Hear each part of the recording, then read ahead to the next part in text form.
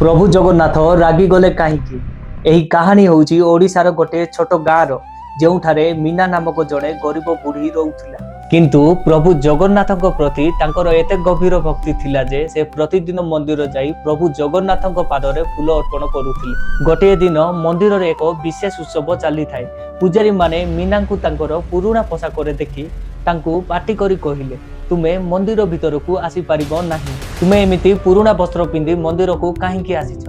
मीना कांदी कांदी प्रभु जगन्नाथ आड़ को चाहिकी कहिले, प्रभु मोर हृदय पवित्र, मु एई फूल गुड़ी को आनी तुमको अर्पण करिबा पाई दया करी मते अनुमति दियंतु। सेतेबेले हठात मंदिर रे जळुतुबा दीप गुड़ी को आपे आपे लिभि गला। एसबु देखि पुजारी माने भय रे कंपी उठिले। तार परदिन प्रभु जगन्नाथ पुजारी स्वप्न रे आसी कहिले, तुमे मीना को काहींकी बारण कल, तमे तांकू अटकाई भूल करिछ। सकाळ पुजारी माने मीना को क्षमा मागी मंदिर को डाकिले। मीना खुशी खुशी रे प्रभु जगन्नाथ पादरे फूल अर्पण कले।